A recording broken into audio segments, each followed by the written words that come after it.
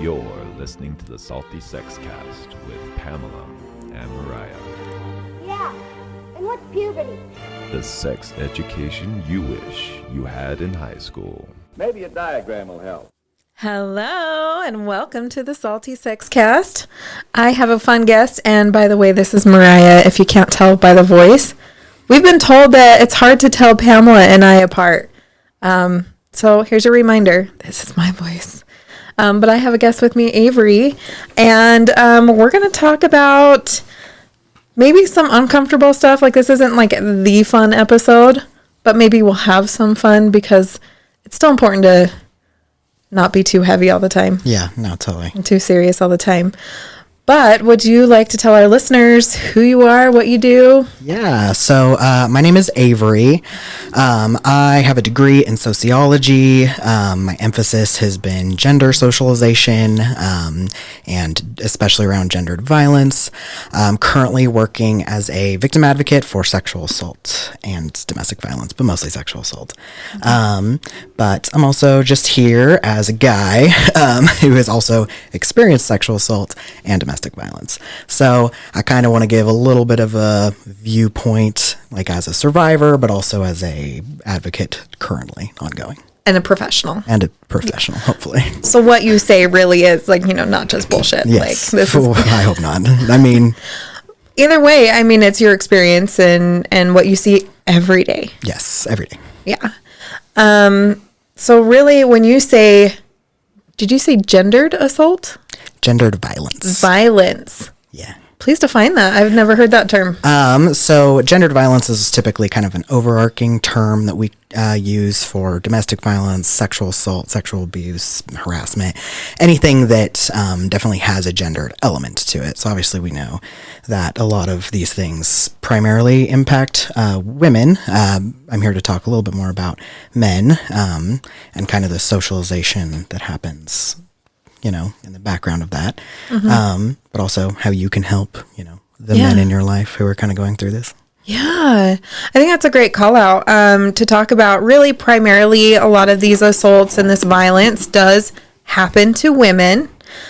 So when, let's say, I only have so much funding for a service, I'm going to look at who's the most affected and they get the funding. Exactly. So what does this end up doing in the long run? Yeah, I mean, we have a lot of service providers in the domestic violence and sexual assault field who primarily only serve women. You get a lot of, you know, stereotypes and a lot of words that we don't really like to use anymore, but have been historically used. So you'll hear stuff like battered women shelters. Hate that word.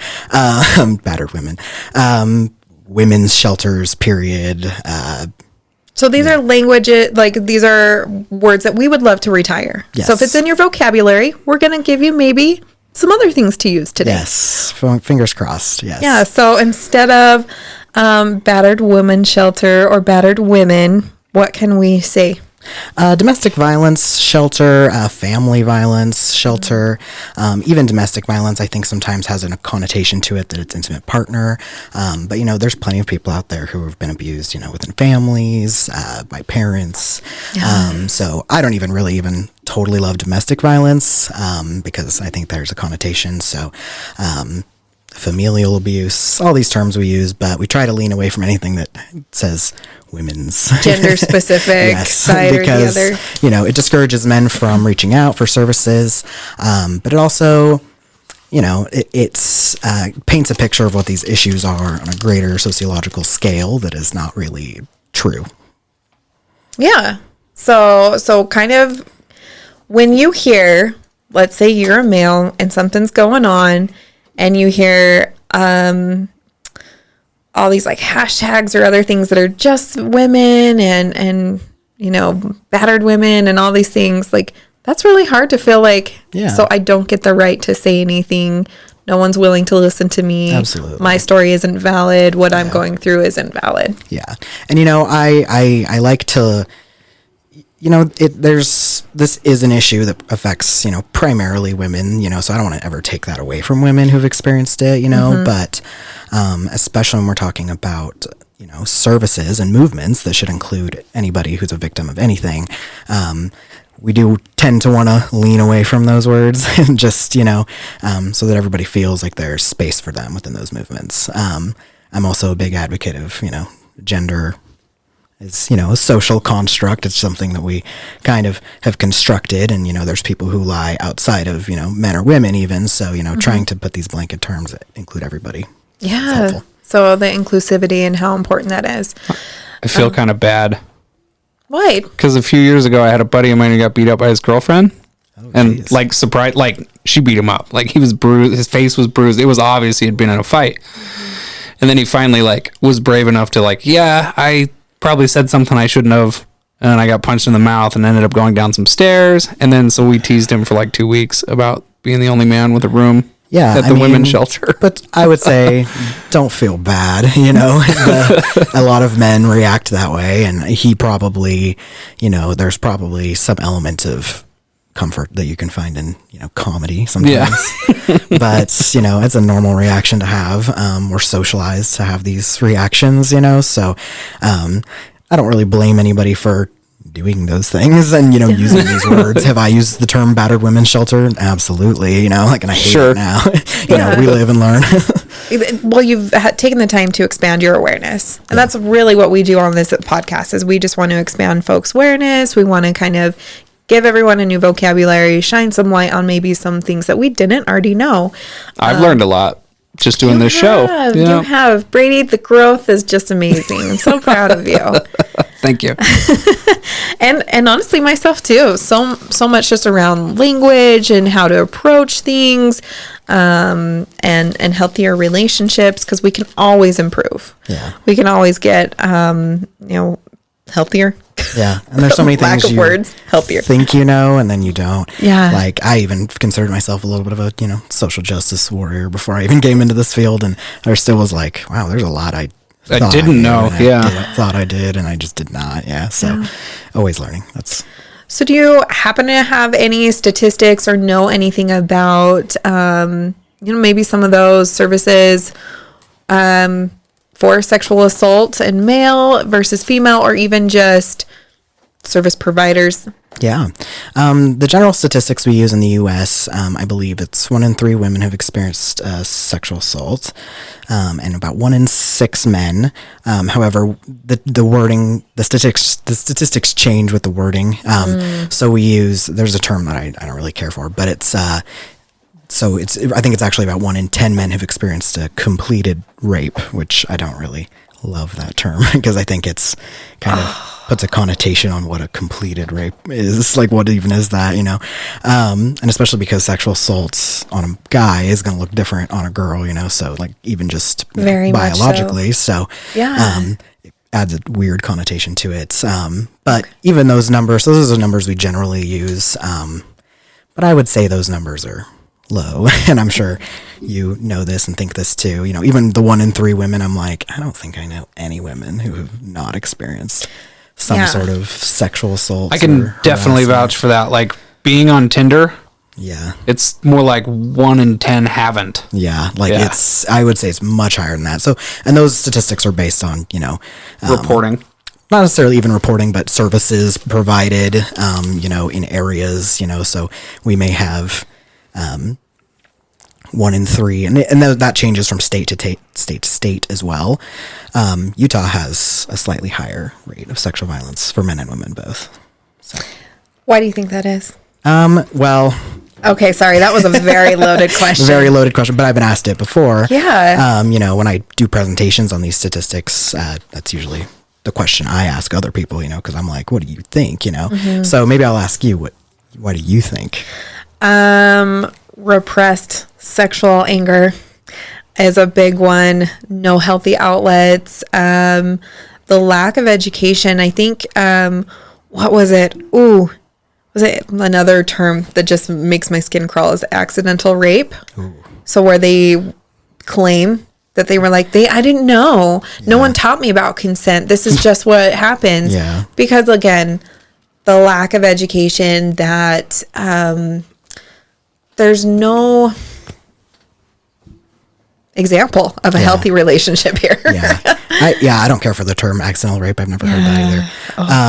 I would probably say, unintentional rape. You know, just 'cause Right. you didn't mean to rape anybody. And this is usually the Doesn't mean it defense was is what they for use. sure, yeah, it's accidental. I wasn't aware that was a thing or consent or whatever. No one taught me that. And so it's like that ignorance, that level of ignorance and how harmful it is. Yeah, totally. I would definitely say all those things are contributing factors. Utah's complete lack of a sex education, which is, why you're here doing this podcast. Yeah. Lack of understanding, lack of knowledge, but also just really the kind of place Utah is. Sexual assault is more common in rural areas than it is in urban areas. Why that is, I'm glad it wasn't a desert thing. who can say? I was That's the concerned. heat. It's the heat. It's the heat. Desert. It's all that driving us all. It's all that sand. Yes. So thinking of like rural, fuck, I can't even say that word. Rural. Rural. That's a hard word. Rural. We're rolling through it. We're gonna need like a speech pathologist on here for me. As you drove out to the studio Yes, today. Yeah. We're out here in the rural. Yeah. Yes, for sure. Brady. The Murder Shack Studios. You can Here's your find plug. us murdershackstudios@gmail.com. There you go. Yeah. If you want to feel like you're driving out to your death, come here and record a show with us. Yeah. I mean, the inside looks great, so it's all that matters. I mean, the Yeah. outside looked great too, but Brady has done an We are amazing fun. job. I'm going to give credit to all I've been that. working on it. I'm trying to make it less murder and less shack. yeah. Well, More murder, less shack. How about that? Should we make it more murder and less shack? yeah, lean into it. Yeah, Into it. Go nuts. I like it. But yeah, so the rural aspect, I'd like to think maybe just people seek services here more too, which affects the statistics. But I don't know if that's necessarily true. But yeah, all those things contribute. I think especially the lack of sex education, because there are, and I'm as sympathetic as you can be, I think, to, guys who are never taught how to look for consent, how to seek consent, and then when shit happens, they're like, what? I didn't know that this was how are you supposed to know? You can't do better. But that's on us as a society. Yeah. So those are kind of the statistics. I would say for men, it's definitely higher as well. Men are definitely not even taught that they can be sexually assaulted, so how are men even supposed to identify that? How are men supposed to seek services? You can't even put a name to it in the first place, right? Most men don't think they can be sexually assaulted, and that's a pretty common, misconception. So so not even knowing that they can be assaulted, and I know that was kind of like the disgusting joke, like you can't rape the willing kind of thing, and where all of that comes in. But what do you feel like also keeps men from disclosing? Oh, so many things. I mean, we talk about all kinds of aspects. Really, they're the same reasons, that men, are socialized to, commit violence in the first place. It's just normalized. You're supposed to be a tough guy. Yeah, totally. Deal with it. Move on with your life. Yeah. I love the term, not everyone does, but I personally love the term toxic masculinity. I think it's a great Testosterone poisoning. overarching testosterone poisoning. That's what my neighbor calls it. I love that. I'm going to start using that more because that's hilarious. But yeah, toxic masculinity, and it's just this idea that, we teach men something, when we're teaching them masculinity that kind of normalizes violence. And, when you normalize violence, it makes it easier to both be violent, but also it makes it easier to put up with violence when it happens to you. So, so all of those things, we tell men, it's unmasculine to feel negative emotions, even, especially like sadness, grief, all those things we kind of discourage men from exploring. So, it's hard to then internalize it if something does happen to you. I think a lot of the men not disclosing comes from an inability to even accept it in yourself, because as soon as you disclose, it becomes real, and that's something that's true across the board, not just for men, but it's a lot harder to disclose, a lot harder to make it real. Because you can't take it back. And that's scary. Now absolutely. The whole, you feel like the whole world knows, even though you quite discreet, and confidentiality is a really big thing with service providers, but still a fear. Yeah, it's still scary. And, even within service providers, even if someone isn't comfortable maybe telling their family members, the people close to them, even reaching out for outside help is really hard. Can't even tell you how many men I've talked to who have had a really bad experience with reporting to police. And reporting police across the board with sexual assaults and domestic violence is really hard, with more challenges than necessary, but especially for men, because a lot of police officers are men, so now you're kind of admitting to this thing that has maybe, in your sense, lowered your masculinity a little bit. Now you have to talk to a police officer, and that's like one of the most masculine jobs too, which I don't think helps. You're now in front of a dude who's probably totally shredded. Like you're looking at this guy who's like the embodiment of masculinity, and you have to pretty much say, well, mine was stripped from me, like, for whatever reason. That's really hard. Yeah. And even, most service providers, or even in these kinds of services, are women. I'm the only male where I work. So, does that make it easier or harder? For me or for clients? So, I mean, like when you're dealing with someone, do you feel like if you're dealing with a male, do you think that they tend to be like maybe keep things from you, or do you think they're a little bit more open with you? I think men are a lot more open with me, but I notice I have to be open with men first, which is, normal.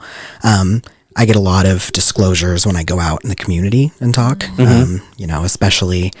Yeah, I noticed as soon as I started this job, because I worked a little bit more in the domestic violence before this, but as soon as I started this job, I noticed I would just get disclosures left and right from men.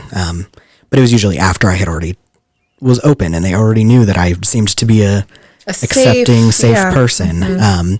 Yes, but for men who just come in for services, they definitely will be a little more hesitant to talk to me until I kind of have... You have to do a lot more trust building, I think, with men, which is fine. I'm willing to do that. Yeah. So trying to decide which direction we go, because this is all heavy stuff. Yeah.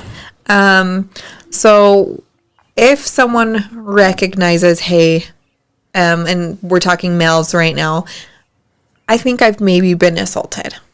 Yeah. What does that maybe look like?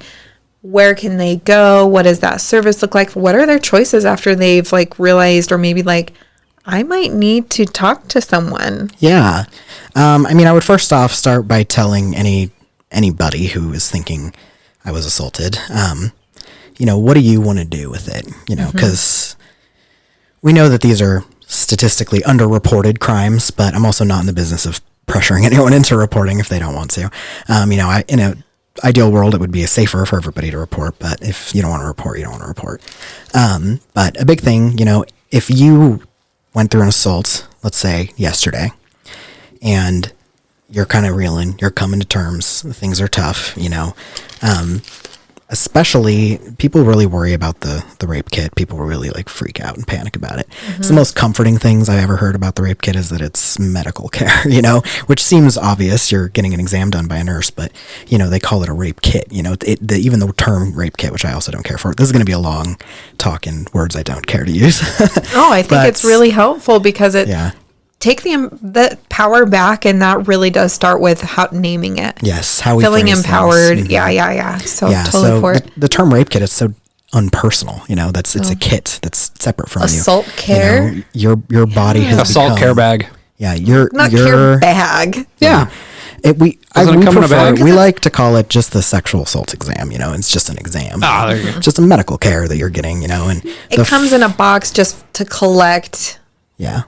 That evidence if you choose. You can say no to every piece of it. Yes. And that's the thing. Well, nobody knows that, nobody knows the details. I didn't know the details. And, I worked in this field for a little bit before I moved into sexual assault. I didn't know these things, so I try to just really educate people on those, because that'll really make or break, even if you can just tell somebody, later, these are the facts. So it's medical care. If you think that you were hurt, if you think that you contracted an STD, which is a huge fear, most men will be sexually assaulted by other men.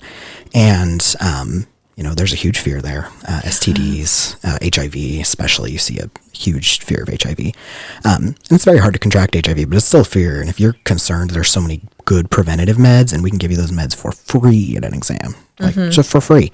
The exam is no cost. People are always concerned, what if my insurance doesn't cover it? The state pays for exams, at least here, so you can call any crisis line, get the facts for where you're at, but most places the state pays for the sexual assault exam. The timeline. I know there's a timeline. Yes. There's kind of an opportunity to the best time to go in. Yeah. And then, but still there's, even after that timeline, we'll kind of get to there in a minute, but what's that best time? I mean, the sooner you can get a kit done, if you're pursuing charges. Even if you're not sure you want to or not. Yeah, even if you're not sure, if you think, maybe they can I collect will that evidence down the and it road. can sit there forever. Yeah. And Yeah. that's So totally okay. they basically they collect the evidence in the kit. The kit is always passed to law enforcement at the end of the day, just because they hold on to those. The agency. Yeah. But you can basically do, it's called a restricted kit versus an unrestricted kit. And the restricted kit, they basically don't put your name on it at all. So you can, at any point in the next, I know some agencies hold them up to like 10 years. So 10 years you have to say, hey, now I feel like pressing charges. Now's the time. So at that point they can unrestrict the kit and then start processing it for DNA evidence. So, even if you're not sure, get the kit done. Yeah. Because you always have that autonomy. Yeah, and you'll always have that option. The sooner the better, but we're finding that we can collect evidence, even if you showered, even if you've washed your clothes, up to like 7 days afterwards. So it really depends on the agency, though. I know some do up to 7, some do more like 5, some do 3. So it just really depends. But it's fully in your choice, and it's a completely consent-based exam, because obviously it's going to be invasive. Your consent and was just completely taken. Yeah, so that's very. We do a lot to make sure it's consent based. So it's very, every aspect of it you can say, you know what, I'm done and I don't want to do this anymore. Mm-hmm. So, and some services. I know you provide this service where you can go to the hospital where they're doing the exam and be that advocate to sit there with them, to just have a friend, just to someone to talk to. Yeah. Because it can be scary if, it's just a bunch of nurses or doctors in and out and you don't know anyone. It's no one consistent face. Yeah. You get somebody. Yeah. So you get an advocate usually. You can bring people with you, and we don't turn support people away. So if you're like, need my mom, need my dad, need my friends, whatever, like, we're fine with that. But yeah, it's somebody there to be with you. I've held people's hands during the exam. I've anything you can think of, anything that's comforting. I'm also consent based there, like, guide me where you want me to stand, where you want me to sit, I'm just here to make you more comfortable. So like, whatever that looks like, just put me where you need me. So cool. That's really cool. Just to have that, to know that, like, after you feel like all that human right has been stripped away, I guess you're trying to provide as much as you can back. And the exam is going to be invasive. I always tell people, like, don't expect it to not be. Even with the best care, the most trauma informed care, it's going to be horribly invasive. But it's important to get that medical care, if nothing else, even if you never move forward on charges. Especially, we always tell strangulation is pretty common with sexual assault. So we always tell, if there's any aspect of strangulation, definitely see some sort of health care. Because you could feel fine and look fine, and you can have like a brain bleed, all sorts of stuff. Yeah, nightmarish shit that comes on months, years down the line that you didn't even notice. So it's really important to get medical care and anti-inflammatories, anything to make that strangulation less bad, for sure. Yeah. Hard to kind of just imagine being in that situation, but I'm comforted knowing that there's a lot of services out there that really want to provide that care. Yeah. And it's hard because I don't want to tell everyone, all services are the same. I feel comfortable with our stuff, but I've heard horror stories with service providers, especially with men. So it's definitely scary. It's always going to be risky to put yourself out there and say, this happened to me and I need help. I wish I could say with confidence that everybody in the nation would step up and be kind about it, but we don't have national care. This is all separate nonprofits. Yeah, these are nonprofits. Care is not the same across the board. So That doesn't sound right. This is supposed to be the greatest country in the world. Yeah, you'd think. And there's so much inconsistency. Sure. For sure. Even across agencies in the same area, let alone the whole country. So, I can't say with certainty, for everyone that it's going to be a wholly great process where you put yourself out there and then you get the care you need. Sometimes you're going to put yourself out there and you're going to hit some roadblocks, especially with law enforcement. A lot of service providers, I think, we're coming around the turn of, more accepting that, sexual assault happens to everybody, but especially, these groups. And it does happen to men. And, to say, we need to start offering services across the board.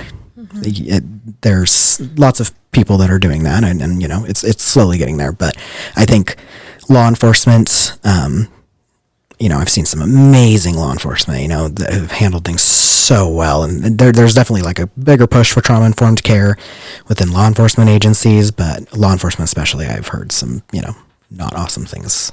Yeah, that's hard because, again, you're not getting the same training across the board so it really kind of depends on funding. Yeah. It's a big one. Funding, and then other people who are available to train you. A lot of law enforcement agencies and areas are being trained by the service providers. They'll go out and do trainings on, this is best practices for working with people in domestic violence, and that comes from a willingness to go and train them and a willingness for them to sit and be trained. Because a lot of law enforcement agencies aren't going to put any money into funding for trainings like that, which is silly. And to me, it seems like a no-brainer, but really, it should be. If I had a choice, I'd make it mandatory. Yeah, and a lot of places, do have mandated ones. I don't want to say all of them don't, but again, the lack of consistency, it's really hard. And small towns too, the very place where sexual assaults are more likely to take place, will sometimes have no service providers or worse, like services in general. So, just because they're small town stigmas, that are a little more prevalent, so a lot of people will go to bigger cities to get like sexual assault kits done and get care done, which is so hard, especially if you don't have any way to get to big cities, to get these things done. But people just feel safer that way. And also, like, you can go there and you won't be outed, with small communities, there's always a chance, you're going to know somebody and somebody's going to oh my gosh, guess who saw whatever, Guess who I saw at the rape crisis center. Yeah, like, it's just, there's so much to it that's hard. There's just it's multifaceted and it's scary, and it's, I hate that it happens, but I'm so glad that you're here to talk about it. So let's say we want to be supportive of our male friends who have gone through assault. Yeah. How can we do that? I mean, I always say approach with the believe first model. We say believe first, always. And the big reason for that is, you never know if you're the first person someone has talked to about this. And if you are, how you react could 100% make or break whether they tell anybody else ever again, So you want to react well to that and you want to believe. But really, just anything that you would do, just don't be gendered about it. Anything that you would offer a girlfriend who came to you and told you the same thing, and there's still, stigmas and people don't know what to do, and that's fine. But, educate yourself and go out there because, these things are happening all the time, 1 in 6 men is no number to scoff at. Everyone knows 6 men. We all hopefully know way more. So think of all the men, that you may know who this is happens to, and even in your day-to-day language, even when people aren't disclosing to you, I always encourage people to just like watch their language. Are you making prison rape jokes, stuff like that? These are things that will discourage people from disclosing to you. These are things that are going to make the men in your life feel unsafe to disclose to you. So watch your language, remove things from your vocabulary, remove jokes from your joke repertoire.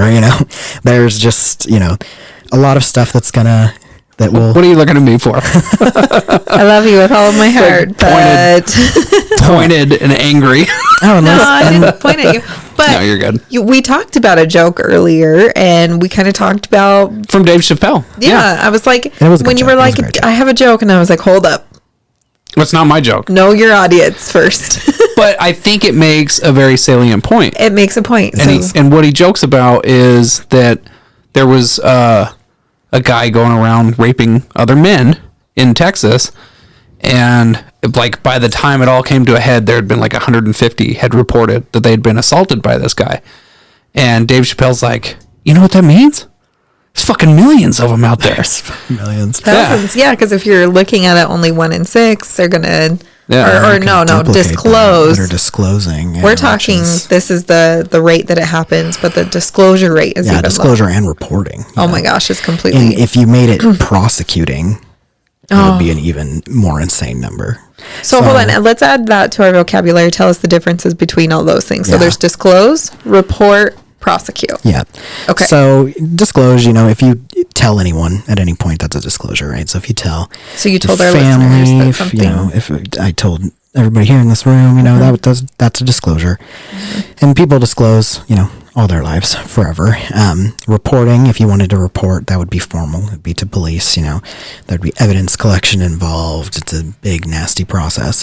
But And that's even what everyone's afraid of that will happen if they disclose sometimes. Yes. Like, it's like, oh my gosh, if I say this to you, you're going to be like, no, we have to go report. Yeah. Okay. Yeah. But even then, you could go through the whole process. You could get a rape kit done. You could do the whole reporting process. At that point, the cops can just send it on to prosecution. And at that point, the prosecutor looks it over and decides whether or not they are going to move forward on trying to press charges. So that's prosecuting. And that is even lower. It's so low. I found out that They have to look at how much evidence they have, all sorts of scary things. So much. And I found out that Salt Lake County, our neighbors, big city, they have a 10% prosecuting rate. So for sexual assaults reported, only 10% are being prosecuted.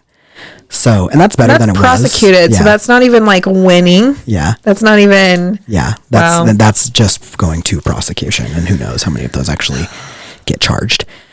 Yeah, that's the word. So from there, that's a terrifying number. And it's better than it was. It was 6% in about 2008, I think. Wow, and I think okay, so that's an increase. We'll take that. 4% increase, I'll take it. And Salt Lake, I don't think even was the best. I think Utah County actually had a slightly better prosecuting rate, which was interesting. But it was, this study was really cool, and, they did it across Utah. I don't think they had the stats for every county, but they did, they kind of went more in depth with those, what are the reasons people aren't reporting? What are the reasons that prosecutions aren't happening? And the reason prosecutions weren't happening, a huge chunk of it was, non-cooperation of the survivor. And I'm like, what does that mean? Why would a survivor report and then not cooperate, to get to the point of prosecuting? Yeah. And that's because it's a nightmarish process, and especially if you're being discouraged along the way. Re-traumatized. At some point, even halfway through that, you've got to be like, I'm done with this. I want to give up, So those rates are scary low. They're really, it's sad low. But, in terms of the joke, some things do go up, because if you have a couple people accusing somebody, other people who've been assaulted by that person are going to come forward, so it might not be as big of a number as you think, because people feel encouraged when they see other people trying. Standing up. Yeah, it's like, okay, if you can do it, I can. We can band together and support one another. Well, and you see that occasionally in really publicized cases. Like Bill Cosby started out with one person, and everybody was kind of like, I don't know, that doesn't seem like the pudding pop man to me. Yeah. And then another came forward, and they're like, oh, more and more. And then 3, 4, and then all of a sudden it was like, we're taking away your honorary doctorate. Yeah, and it's because they're so publicized. And what's interesting about that is the Bill Cosby case is, there was there was another comedian who had made a joke about the Bill Cosby assaults in one of his stand-up, Hannibal Buress, in case you're wondering. And he made the joke, and there was survivors who heard his comedy show that had no idea that someone else had reported, and because they heard it on the comedy show, they then reported. Like that is comedy hills. Yeah, comedy hills. It does. And truly, I mean, everyone wants to laugh, but also, And it was not it wasn't a out of touch joke that Hannibal Buress made. He was just talking about, Plus, I think we're more likely to watch a comedy show than news anymore. Oh my God, all the news is a fucking. But I wonder, if we were publicizing, maybe more sexual assaults more often, how many people would come forward. So the military has a program where you can basically report your abuser's name, and they put it into a system that only they have access to. But then if multiple people make reports against that same person, and then you don't have to file a formal report, but it's a way to kind of, see if there's somebody who's serial abusing, and then you can come back to the, maybe the victims and say, okay, at this point there's multiple people, like, how do you want to move forward? Because frankly, more victims, more likely you're going to get a charge. So I would love to see something like that implemented for everybody. Just a little tick on your name. Hey, you're on our watch list. Yeah, you're being, we're kind of paying attention. Yeah. I think that's so true. And I think, I had a discussion with a friend one time, and she was didn't realize what had happened to her when she was a teenager. And then, she was drunk with her mom one night out for her 21st birthday, and her mom's like, tell me your deepest secret. And she told her mom, and her mom's like, okay, so I don't want to ruin our whole night, but this was not okay because this was an adult man kind of thing. And she was telling me her way to heal was she called him out on it. Yeah. And she was just like, I hesitated for so long, and I wasn't sure what I wanted to do with the knowledge. And as it kind of was like realizing, like, oh my gosh, it really isn't okay. Yeah. Like, this really isn't okay. And she was like, I did it for other people. Yeah. I didn't do it for myself. I did it for anyone else who he might have. Yeah. Or she's like, because who would have, what if he's still doing this type of behavior and he thinks he's right or okay with it or whatever. Yeah. And, that's, healing looks so different for everybody. We talked a lot about reporting, but like I said, I would never force anyone to report because it's such a process, and for some people it's better to just move on, to then be able to say, I'm not going to let this impact me, and I'm not going to let this hurt my future. I'm just going to move on, which is like totally fair. I think any part of healing that you want to go through is fair. Yeah. And the reporting process, like we said, is so hard. So I really like to, if you do report, you're really brave. There's a lot of bravery there, but if you don't, you're still brave. I like to just, across the board, you're brave if you've survived something like this. And whatever healing looks like for you, just try to validate that. And I think too, so, going back to the question, which was, how do you react if someone tells you, just listen to what they want to do. It's like number one, I would probably say, because whatever that looks like for them. And, for some people, that's going to be like, hey, I'm going to tell you this, and then I don't want to talk about it again. Mm-hmm. And, respecting that and saying like, okay, that's fine. I'm here for you. I'm loving you, and I'm giving you that unconditional care and love that you need. And especially for male survivors, I think that's really important because there's so much autonomy that has been taken away from you after an assault. So anything you can do to give that person's autonomy back by letting them make their own choices is really important. So yeah, I think that's a great call out, and just kind of being there for what they need and asking them, what do you need? Do you want me just to listen? So not pushing them to report. Yes. First of all, believing them. Yeah. I believe you. Not questioning their anything, because that feels so terrible. Yeah. To finally trust somebody and to say something. And I don't know why I'm looking at you, Brady, but I'm just making eye contact with you, friend. Too. I'm making a serious face over here, so you're like, go ahead, it's okay. It's all right. It's okay. I'm here for you. You're safe here. I think too, not asking for details is a big part of that. Just believing. What were you wearing? Were you drinking? What happened exactly? Like, was it actually an assault? Like, there's just so many questions you can ask that are re-traumatizing, victim blaming. Yeah. So that's the other thing. So if you start asking questions like that, where you are truly curious, and I think it would be even okay to say, I'm kind of curious on like what happened, but I also completely respect that if you tell me as much as you're comfortable, it's okay to say that out loud. I don't know why we like as a human race just don't talk about open up, say what's going on. Yeah, I personally love if you want to tell me, you can tell me. If you don't, that's okay. Like I'm cool with that. Because and a lot of things too. A lot of people blank out parts of the assault, especially right after it happens. Oh, I bet. And memory loss by itself can be so staggeringly hard to deal with. Because now not only did something bad happen to you, but you don't even remember the details, and especially if there's elements involved like drinking, drugs, roofies, head injuries. Yes, yeah, absolutely. Yeah. Choking too can cause, memory loss. Yeah. Dark rooms. Yeah, anything. And you will suddenly, anything that impacts your ability to remember the details of that, like fast cars, rock and roll. Exactly. All these things. You already have. So now we know how to wipe your memory. Yeah. Now we know the truth.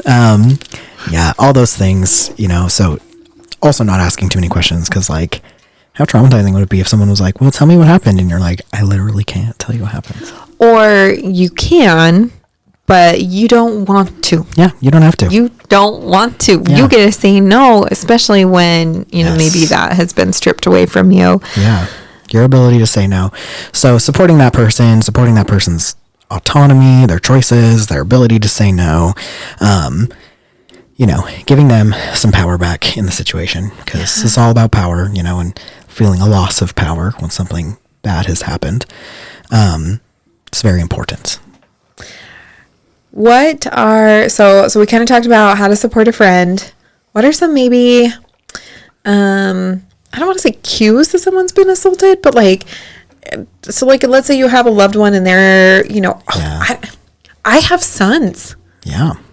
How do I know? What are some maybe signs that someone, you can call it out or support them or I don't even, I'm lost at words on how do you handle this? I think as soon as I got personal right there, I was like, oh my God, that's hard. Yeah, and that's so scary, it's just such a possibility. So really, as far as cues, that maybe something has happened, people can react so varyingly. We see everything from like hypersexuality to, hyposexuality, people who after they've been assaulted have a lot of sex, because they're trying to get that control back. Or people who are terrified of being touched ever again, So I would say if you know that person, you'll notice when something's wrong. For the most part, because you'll know what's typical for them, and you'll notice when something's off. But changes in how they want to be touched, changes in physicality, like how they are approaching physical relationships with people, boundary issues, if they suddenly are closed off, way more closed off than they were before, really anything. But depression, especially in men. Substance use and suicide attempts are both very common after an assault. So, paying attention to someone's mental health and how they communicate. And, people a lot of times will let you know that they have something to tell you before they are ready to tell you it, right? So when you start noticing these things, no matter what it is, just making yourself open and saying like, hey, if we need to talk. And I think, it's important to call out, when you notice somebody is acting weird, acting different. Like say, hey, you've been acting different lately. You okay? Especially if suicide and substance abuse and mental health. Yeah, it's important to feel supported. Yeah, like people care. They notice. And say, and it's important to feel like people notice. Yeah. To feel like people have noticed when something is changed about you. Yeah. And that can help validate a person too, of like, okay, maybe something did really happen. Maybe I'm not as okay as I thought I was. So calling it out as you see it, just being honest, but being open and supportive. Even if it's, hey, if something did happen, if you don't want to talk to me, it could point you, in a direction to somebody.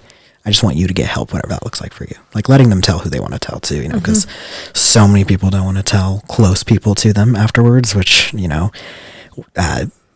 I was sexually assaulted twice, and both my assaults I didn't want to tell anybody that was close to me, and both of them I didn't reach out to services. I didn't feel like services were available to me. But I do think it would have been easier probably to tell a stranger, like absolutely. And, I think when I did reach out, I found solace in, online communities, anonymous discussions, so letting people decide how they want to process that is important too. you may notice something's wrong. You may want them to tell you, but if they don't want to tell you, I think that's Have to okay respect too. that for sure. And I can see that hesitation and fear, like, worrying about, are you going to see me different now that you know that this has happened? Yeah. Having gone through that same thought process for sure can completely relate to that hesitation and fear. Absolutely. Yeah. I think, it's super scary. People feel weak after it's happened. People feel, especially men, you'll feel the complete strip of masculinity that's been taken from you. And especially, a vast majority of assaults on men are done by other men. But that doesn't mean that men don't get assaulted by women. It does happen. We've seen it happen. And, I think especially if you're assaulted by a woman, there's just a woman, there's just a connotation to it of like, how could I have let this happen? And there's, in truth, there's no loss of masculinity in that. People think that sexual assault is something that's done by force. The truth is, most sexual assault is coercion. Yes. Yeah, blackmail, even putting you in a situation where you don't feel comfortable leaving. Blocking doorways, trapping you in a car with them. All of these things. Threats or what's the retaliation? Yeah, even positions of power. Positions of power, I think, is a big one for guys. A lot of men are more likely to be sexually assaulted as children than they are as adults. And they're more likely to be sexually assaulted as children than I think women are.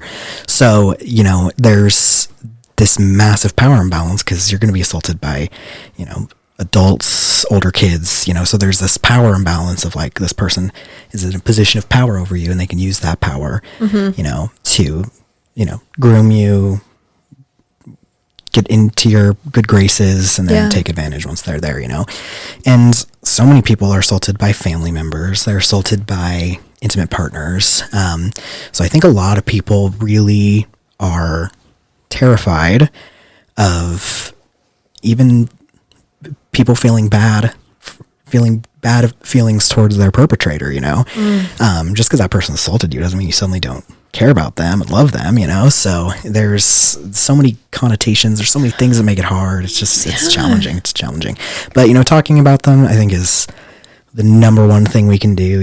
Educating ourselves, changing vocabulary. If that's all you leave with today, start changing your vocabulary. I would like to never hear the term battered women's shelter again. Like, if I could get away from it, or battering in general, just like a condescending term. I just feel like it's so like light for what domestic violence is, like battered, like, I don't know. And it also and it feels limits physical. You're only physical instead of so mental, much abuse emotional, is financial. mental, emotional. And we've talked a lot about sexual assault, but sexual assaults, we study it hand in hand with domestic violence, because if you're in a domestic violence situation, it's a power control. Yeah, the chances of sexual assault is involved are pretty high. So, especially in intimate partner relationships, it's super challenging, and there's so much more there than just what surface level looks like, because there's emotional manipulations, and for men, that can look like whatever. We'll typically see, I think a lot of men are more emotionally abused than necessarily physically abused, but that emotional abuse can be pretty damning. It can be. Yeah. And I've heard a lot of victims in general just say, I would rather have taken the physical stuff than the emotional stuff. Yeah, it was easier getting smacked with a kitchen table than it was like dealing with the years of like big degrading and stuff from my past relationship. Degradation. Yeah. Feeling, crazy, we talk about gaslighted and feeling inadequate. Yeah. Feeling like you're walking on eggshells all the time. Even you're just fear. afraid. Something's wrong with you. Yeah. You're the problem. Yeah. Yeah. That feeling like you're the problem, I think, contributes to a fist fight would have been a lot easier. Yeah. Yeah. And you see people that, in domestic violence situations that will antagonize a fist fight because they feel. For the record, I'm not talking about my current Jamie. Yes. Yeah. I think you said past relationship. Okay. So. Yeah. Just want to touch on that again in case she listens and she's like, wait a minute. What are you talking about? Table. You want to fight?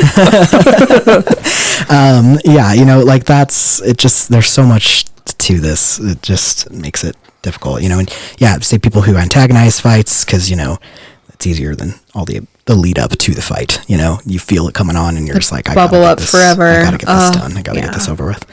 You know, so all these things are just accelerated and made even harder when you're a dude and you have all these societal expectations on top of, you know, what your normal expectations are of, you know, I've got to be this way. I've got to be masculine. I can't show any weakness. I can't talk to anybody. But, you know, sexual assault, this is something I always just like to really like lead, like really, really grind on. And it's scary to say, but like there's nothing you can do to prevent a sexual assault. You know, like we talk about mitigation tactics, but if something's going to happen, if someone's going to take advantage of you, like they're going to do it. And that scares people because a lot of people feel like, you know, okay, next time I'll do this and this and this and this and I will be safe. And the truth is, like, you can't really be safe. You can do all you want. It doesn't mean you're weak or powerless. You know, that means somebody took advantage of you, got you in a bad position, and that has no reflection on who you are as a person. It just, you know, reflects on, you know, that you were a person, you know, who was open and somebody took advantage of that, you know, and people, that does scare people, you know, to feel like there's nothing I could have done. But, you know, if something happens, like there's nothing you could have done, you know, you did everything that you could have done. And now you just got to keep on moving, keep on chugging. Yeah. Thank you so much. Before I say it out loud, is this any good? Ah, yes, Rain. So this, yes, we love this. There's also a lovely website. It's called 1 in 6. 1 in 6? Yep. So rain.org, it's rain with 2 N's.org, and then their phone number is 800-656-HOPE. Yep. So And it looks like they even have a chat function on the website if you don't want to use, you know, like my wife she panics over calling the pizza place, so she always does it online. yes, absolutely. Yeah. I'm the same way. I'd rather do something online. So yeah, Rain is fantastic. Especially maybe something like this, And right? you're a social worker. They have the best statistics too. So if you're looking for specific statistics, they have the best ones. But 1 in 6, Most accurate. I believe it's 1in6.org. They are specific to men, and they have an online men's support group that is fantastic. Wow, that's awesome. Yeah. So you know, that's a great. And then 1 in 6 is it spelled out, or is it the number? I think it's the number. So 1in6. Okay. I'm pretty sure. Okay. But that one's great for men. Their support group is awesome. I've sent a bunch of survivors there. So they are Live chat 24/7 hours. Yeah. Or 24/7. Yeah, so even if you just want to spitball with somebody, some anonymous person on the internet, Yeah, this is going like on. this is what happened. What are your thoughts? You know, because a lot of time, again, it's that, was this an assault? Like, do I have a right to feel upset about this? You know, so if those are your questions, Am I these normal are- to not feel anything right now? Yes, like I think these that's are- another big one. Yes, these are your resources. And Wonderful. and you know, everyone reacts to a sexual assault different, you know, Oh, yeah. like mentally, emotionally, physically, you know, so whatever that looks like for you moving forward, you know, if you're like, you know, this happens, I'm accepting it, I'm moving on, I'm not, you know, you don't have to identify as a sexual assault survivor, you know, just whatever you're comfortable with. You know, Yeah. it doesn't have to be a big thing, you know. Well, It's thank you. just what you make it. But healing, you know, again, that looks like whatever you want as That well. looks like you take your own road. You get that. Yeah. That's something that's yours. You Hold on to do that. what makes your journey easier. You do what makes you feel healed. And lean into that. Cool. Thank you so much. Yeah. That was Yeah, really fun. Avery, it's been so helpful to have that, to really just kind of see what that looks like for, I mean, all those services are helpful for anyone, but really just talking about, you know, some of those that we don't shine a whole lot of light on, who don't get that kind of support that we think of when we think of sexual assault or domestic violence. So really appreciate you having maybe a harder conversation. Maybe we'll have you on for a more fun one. We have lots of fun here. Yeah. But I mean, I love talking about stuff like this. You know, I have so much joy from just talking to anybody and helping them make the connections of, you know, oh, okay, so this is what this looks like. This is what, you know, so, you know, You don't this may shy not have away been from the harder conversations. This may not have been the happiest of episodes, but I hope everybody got something good out of it. It's super informative. Like, I realized there were call-out. like some big definitions, or not definitions, but like some of my vocabulary needs to change. Yeah, no, totally. Yeah. And it's a one step at a time process. Yeah, like I said, have I used these terms? Totally. Like, we live and learn. Every episode, I'm getting better at not being abrasive. Yes, and I think too, for the guys out there listening, like, do not shy away from this stuff. I've heard so many criticisms from women, in my support groups and stuff that have, I can't talk to the guys in my life about this. They just don't get it. So, step up for guys who've experienced this stuff. Step up for girls. Step up for the people in your life who've gone through this, of which there are many, and educate yourself. Learn. Yeah. Yep. If anybody else would like to jump in on the conversation, maybe reach out to us for some more information. They can find us at saltysexcast@gmail.com. Yeah, and you know what? For anyone who wants to join our Patreon community, so you can join our Patreon community for as little as $5 a month, and that you get exclusive content. You just get to be part of our really fun community. Whoever wants to join, and for the next month, whatever amount we get, I will match that and donate it to sexual assault services. Fantastic. So, thank you so much. You can find us at saltysexcast@gmail.com and also patreon.com/saltysexcast, and on Facebook if you want to search for us. Give us some love. We've had some hate, but that's okay because we know we're doing the true work. You are doing. Nobody really likes Facebook anyways. Twitter at saltysexcast. Well, everybody stay sexy and salty. Bye. Bye. Yeah. And what's puberty? Puberty? Well, puberty's a lot of things. Here's the penis. When you hear about it first, it sounds very strange. Oh, if it really bothers you, you should see a doctor. Then at puberty, certain glands begin to work, and our bodies begin to change. It enlarges the penis itself. And there's a center opening between those two, which is called the vagina. The sex education you wish you had in high school. Maybe a diagram will help.